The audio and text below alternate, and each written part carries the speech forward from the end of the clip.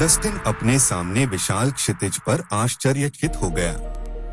बुध की यात्रा में कई महीने लगे और भले ही वे सूर्य से 30 मिलियन मील से अधिक दूर थे, यह दूरी में बड़ा था। वे बुध की परिक्रमा कर रहे थे और पहली बार वह इसे करीब से देख रहा था। यह काफी हद तक चंद्रमा की तरह लग रहा था जो पृथ्वी की परिक्रमा कर रहा है। सूर्योदय से सूर्यास्त तक की अवधि लगभग 176 पृथ्वी दिनों तक चली, लेकिन ग्रह के चारों ओर की कक्षा में केवल 6 घंटे लगे। लंबी दूरी के स्कैन से पता चला कि बुध पर मूल्यवान खनिज भंडार प्रचुर मात्रा में थे। उनका मिशन इसकी पुष्टि करना था और यदि संभव हो तो खनन के लिए एक छोटी सी कॉलोनी शुरू करना था। अंतरिक्ष यान को यात्रा और गर्मी का सामना करने के लिए बनाया गया था। आगमन पर विमान के पिछले आधे हिस्से को अलग करने और ग्रह पर उतरने की योजना थी। यह नियोजित खनन कॉलोनी का पहला टुकड़ा होगा। डस्टिन ने कई कारणों से इस यात्रा के लिए कैप्टन का पद लेने का फैसला किया। यह उनके लिए सेवानिवृत्ति की योजना बनाने और घर बसाने का समय था। इसे यहाँ क्यों नहीं करते? कॉलोनी की योजनाएं दुस्साहसी थीं, कुछ भी नहीं लिया गया था। सब कुछ 2 के सेट में बनाया गया था, यह सुनिश्चित करते हुए कि बैकअप उपकरण आसानी से उपलब्ध थे। समय के साथ यह बढ़ने वाला था और अंततः एक महत्वपूर्ण अंतरिक्ष प्रवेश द्वार बन गया जहां अंतरिक्ष यान सूर्य के गुरुत्वाकर्षण का उपयोग कर सकते थे। यदि आवश्यक हो तो प्रकाश की गति तक पहुंच सकते थे। सैद्धांतिक रूप से यह कंप्यूटर सिमुलेशन में काम करता था, लेकिन ऐसा पहले कभी नहीं किया गया है। वह क्रायो चैम्बर से जागने वाले पहले व्यक्ति थे। अन्य 3000 लोग अभी भी ठहराव में थे और जब तक आवश्यक नहीं हो तब तक उन्हें जगाया नहीं जाएगा। वह बिल्कुल अकेला था और जहाज को उतरने के लिए सतह पर उपयुक्त स्थान की स्कैनिंग के लिए तैयार करने में व्यस्त था। फिर वह यह सुनिश्चित करने के लिए सतह पर एक जांच भेजेगा कि लैंडिंग साइट सभी कई अपेक्षाओं को पूरा करती है। इसके बाद ही वह बचे हुए यात्रियों को नींद से जगाएगा। लेकिन उसकी कुछ और ही योजनाएं थीं। वह जानता था कि जब उन्होंने पहली बार मंगल ग्रह पर एक इंसान को रखा था तो उन्होंने अपने नाम पर ग्रह का दावा किया था। अदालती लड़ाई कई सालों तक चली, लेकिन अंत में वह जीत गया। सभी खनिज अधिकार उनके थे। वह और उसका परिवार ब्रह्मांड में सबसे अमीर बन गए। यह मुश्किल होगा, लेकिन उन्होंने खुद को जगह देने और दावा करने की अनुमति देने के लिए जांच को फिर से कॉन्फ़िगर करने की योजना बनाई। यदि सब कुछ योजना के अनुसार हुआ, तो वह दूसरों के जागने से पहले बोर्ड पर वापस आ जाएगा और वह पृथ्वी को संकेत भेज सकता है कि वह बुध पर पैर रखने वाला पहला व्यक्ति था। डस्टिन ने स्टारशिप को ऑटो पायलट पर सेट किया ताकि यह सुनिश्चित हो सके कि यह कक्षा में रहेगा और फिर दोबारा जांच की कि उसके पास कितना समय होगा। इसे पूरा करने के लिए उनके पास 72 घंटे थे। उनकी गणना से पता चला कि वह सतह पर पहुंच सकते हैं और 48 घंटों के भीतर वापस आ सकते हैं। इससे उसे जरूरत पड़ने पर अतिरिक्त 24 घंटे का समय मिला। जांच को फिर से कॉन्फ़िगर करना उसकी अपेक्षा से कहीं अधिक आसान था। जरूरत पड़ने पर 3 दिनों तक चलने के लिए पर्याप्त ऑक्सीजन थी। इसके अलावा उनके स्पेस सूट को स्पष्ट रूप से चिलचिलाती गर्मी में ठंडा रखने के लिए डिजाइन किया गया था। जांच शुरू करने से पहले उन्होंने जांच से मुख्य जहाज के नियंत्रण कक्ष तक के लिंक की दोबारा जांच की। अगर कुछ गलत हो जाता है तो वह जहाज को मदद के लिए सतह पर एक और जांच भेज सकता है। जैसे ही उन्होंने इस जहाज को छोड़ा, सूरज मुख्य धड़ पर नाम के खिलाफ चमक उठा। कूप डी सोलेल जहाज फ्रांस में बनाया गया था और नाम का अंग्रेजी में अनुवाद सनबर्न होता है।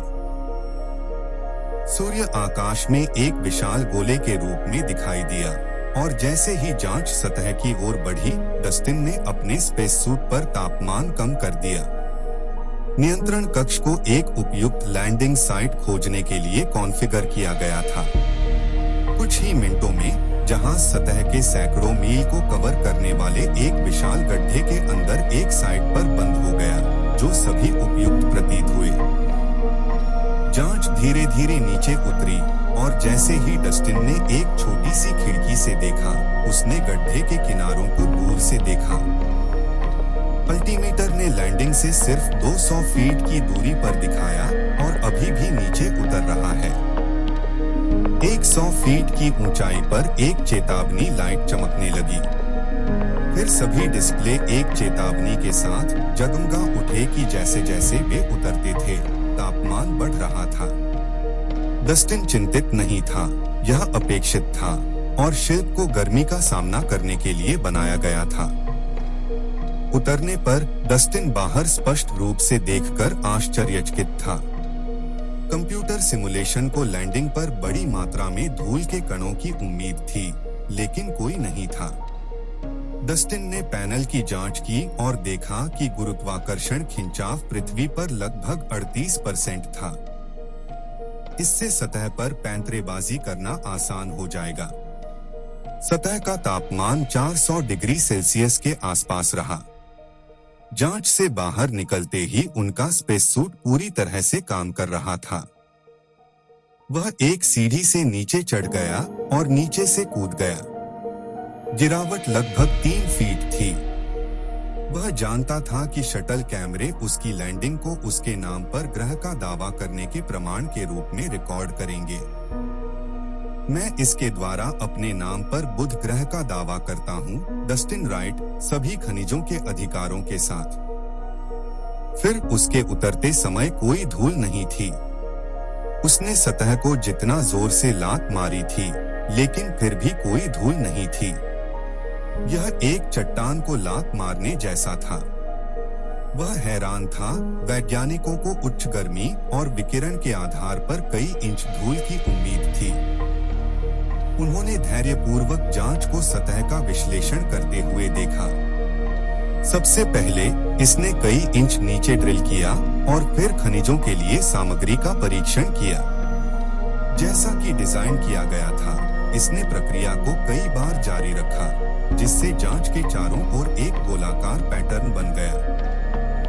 एक बार ड्रिल समाप्त हो जाने के बाद जांच ने सतह में गहराई तक ड्रिल करने के लिए लेजर का उपयोग किया। यह उम्मीद की गई थी कि सतह विभिन्न स्तरों पर मूल्यवान खनिजों के साथ कई 100 फीट चट्टान जैसी सामग्री थी। लेजर उस गहराई को निर्धारित कर सकता है जिस पर उन्हें विभिन्न खनिजों के लिए ड्रिल करना होगा। लेजर ने अपनी ताकत बढ़ा दी क्योंकि यह चट्टान जैसी सामग्री में गहराई तक चला गया। कुछ मिनटों के बाद यह बंद हो गया। डस्टिन उलझन में था। परीक्षण पूरा करने में 1 या 2 घंटे का समय लगना था। कूप दी सोलेल पर वापस मास्टर नियंत्रणों ने एक चेतावनी चमकाना शुरू कर दिया। जांच ने एक विसंगति का पता लगाया है और स्वचालित रूप से मुख्य जहाज को सूचित किया है कि यह खतरे में है। मुख्य नियंत्रण कक्ष ने ऑटो पायलट को सक्रिय कर दिया और पूरे जहाज में लाल बत्तियां चमक उठीं। लाउडस्पीकरों पर एक आवाज ने एक संदेश दोहराया। चेतावनी, आसन्न खतरे का पता चला। कक्षा छोड़ने के लिए तैयार रहें। उचित सावधानी बरतें। चेतावनी पूरे जहाज में दोहराई गई, लेकिन इसे सुनने वाला कोई नहीं था। सतह पर वापस डस्टिन शटल में चढ़ रहा था जब जमीन शुरू हुई खानी हिलने के लिए।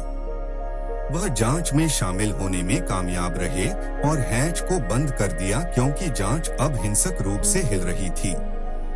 वह जितनी तेजी से हो सके उसमें फंस गया और मैनुअल ओवरराइड कंट्रोल को हिट कर दिया। इसके बाद उन्होंने लॉन्च सीक्वेंस शुरू किया और बाहर की ओर देखते हुए अपनी सांस रोक ली। वह लॉन्च सीक्वेंस काउंटडाउन देख रहे थे। इसके लॉन्च होने से पहले उनके पास अभी भी 2 मिनट थे। वह इतना लंबा इंतजार नहीं कर सकता था। मैन्युअल रूप से उल्टी गिनती को 10 सेकंड पर सेट किया। इंजनों की जांच का सामान्य क्रम निष्फल था। यह अभी या कभी नहीं था। जांच ने धीरे धीरे सतह से चढ़ाई शुरू कर दी। जैसे ही यह 10,000 फीट से गुजरा, गड्ढे की सतह उखड़ने लगी। यह अचानक खुला। सतह के नीचे एक विशाल सक्रिय ज्वालामुखी दिखा रहा था। गड्ढा ज्वालामुखी के शीर्ष पर था। जांच से लेजर टूटने के लिए पर्याप्त सतह के माध्यम से जल गया होगा। डस्टिन ज्वालामुखी को फटते हुए देख सकता था क्योंकि उसने सतह को नीचे देखा। जैसे जैसे विस्फोट बढ़ता गया, सतह पर विस्फोटों की एक श्रृंखला शुरू हो गई। यह तेजी से बढ़ा और जल्द ही वह सब कुछ ढक गया जो वह नीचे देख सकता था। कुछ ही मिनटों में जांच तख्तापलट डी सोलेल के साथ डॉक कर रही थी। जैसे ही वह जांच से बाहर निकला, वह वक्ताओं के माध्यम से चेतावनी संदेश को सुन सकता था। वह जितनी तेजी से हो सके कंट्रोल रूम की ओर भागा। जब वह पहुंचे तो ग्रह के दृश्य से पता चला कि यह लगभग पूरी तरह से ज्वालामुखी विस्फोटों में घिरा हुआ था। लावा सतह से हजारों फीट ऊपर उगल रहा था। उसने अलार्म को शांत कर दिया और जहाज पर नियंत्रण करने की कोशिश की। उन्होंने सब कुछ करने की कोशिश की, लेकिन नियंत्रण स्वचालित रूप से सेट हो गए। नियंत्रण कक्ष के ऊपर एक उल्टी गिनती घड़ी लगाई गई थी, जिसे लॉन्च करने में 4 मिनट से भी कम समय लगा था। यह महसूस करते हुए कि उल्टी गिनती को रोकने के लिए वह कुछ नहीं कर सकता था, उन्होंने पृथ्वी के लिए एक त्वरित मई दिवस संदेश रिकॉर्ड किया और क्रायो कक्षों की ओर बढ़ गए। जैसे ही वह अपने कक्ष में वापस चढ़ गया, उसने महसूस किया कि रॉकेट इंजन अंदर आ रहे हैं। नियंत्रण ऑटो फ्रीज के लिए सेट किया गया था और वह लगभग तुरंत सो गया था। नियंत्रण कक्ष में वापस अलार्म फिर से बजने लगे। चेतावनी, आसन्न खतरा। बढ़े हुए ग्रहों के गुरुत्वाकर्षण खिंचाव का पता चला। सभी इंजन कक्षा से बचने के लिए अधिकतम जोर पर सेट हैं। आवश्यकतानुसार आश्रय लें। जैसे जैसे इंजन अधिकतम जोर तक बढ़ते गए, गुरुत्वाकर्षण खिंचाव भी बढ़ रहा था। नतीजतन जहाज मुश्किल से चल रहा था। सतह अब पूरी तरह से ज्वालामुखियों से ढकी हुई थी। बस 1 सेकंड के लिए उन सभी ने लावा उगलना बंद कर दिया और लावा बुध के केंद्र में दुर्घटनाग्रस्त हो गया। उस विभाजन सेकंड में गुरुत्वाकर्षण क्षेत्र ढह गया और तख्तापलट डी सोलेल ने कक्षा से गुलेल की तरह गोली मार दी, लेकिन यह खतरनाक रूप से सूर्य के करीब जा रहा था। 1 सेकंड के बाद बुध फट गया, जिससे हर दिशा में टुकड़े भेजे। धमाके का बल इतना बड़ा था कि इसने जहाज को समुद्र पर एक विशाल लहर की तरह पीछे से धकेल दिया। जैसे जैसे यह सूर्य की ओर बढ़ रहा था, गति तेजी से बढ़ गई। ऑटो पायलट ने अपने पाठ्यक्रम को सही करने की कोशिश की, लेकिन यह फर्क करने के लिए बहुत धीमा था। जल्द ही सूर्य के गुरुत्वाकर्षण खिंचाव ने लात मारी क्योंकि जहाज ने सूर्य के अरोरा में प्रवेश करना शुरू कर दिया। जहाज हिंसक रूप से हिलने लगा, फिर प्रकाश की गति से गुजरते हुए अचानक रुक गया। यह सूर्य के अरोरा के माध्यम से बिल्कुल सही कोण पर शूट किया गया और प्रभावी रूप से सूर्य के ठीक पीछे विक्षेपित हो गया। जल्द ही सूर्य जहाज के बहुत पीछे था और यह एक अज्ञात आकाशगंगा की ओर बढ़ रहा था। नियंत्रण कक्ष गति के कारण उनके स्थान की साजिश रचने में असमर्थ था, जिससे वे अज्ञात क्षेत्र में रह गए। सर, हमारे पास तख्तापलट डी सोलेल से एक आने वाला संदेश है। संदेश कई घंटे पहले रिकॉर्ड किया गया था और हमें अभी यह प्राप्त हुआ है। इसे छज्जा पर रखो। सर, मुझे यकीन नहीं है कि तस्वीर कितनी अच्छी होगी। जब बुध में विस्फोट हुआ तो इसने कई सौर ज्वालाओं को स्थापित किया, जिन्होंने अंतरतारकीय संचार पर कहर बरपाया है। विशाल छज्जा जल उठा, जिसमें कैप्टन डस्टिन राइट को कूप डी सोलेल के नियंत्रण केंद्र में दिखाया गया था। तस्वीर खरोंच थी और संदेश विकृत था। यह कैप्टन डस्ट है। डी सोलेल, हम पहले कक्षा से भागने की कोशिश कर रहे हैं। यह मेरा आखिरी संदेश है। चालक दल, ठहराव और बस इतना ही है, सर। क्या आप चाहते हैं कि मैं इसे फिर से खेलूं? नहीं, हमारे पास करने के लिए और भी महत्वपूर्ण चीजें हैं। बुध घटना ने क्रियाओं की एक श्रृंखला शुरू की जिसे हम रोक नहीं सकते।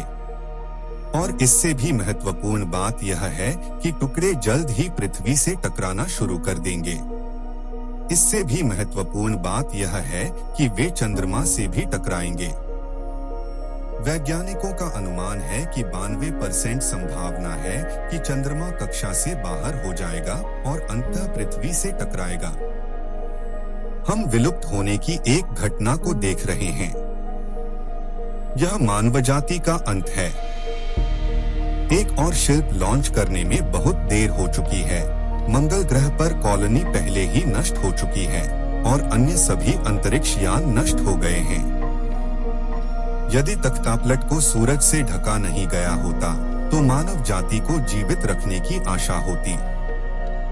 घर जाओ और जब तक आप कर सकते हैं अपने परिवार और दोस्तों के साथ रहो। भगवान आप सभी का भला करे। आपके साथ सेवा करना सम्मान की बात रही है। एक अन्य आकाशगंगा में तख्तापलट डी सोलेल ठहराव में 3001 लोगों के साथ एक यादृच्छिक दिशा में जा रहा था। गंतव्य अज्ञात।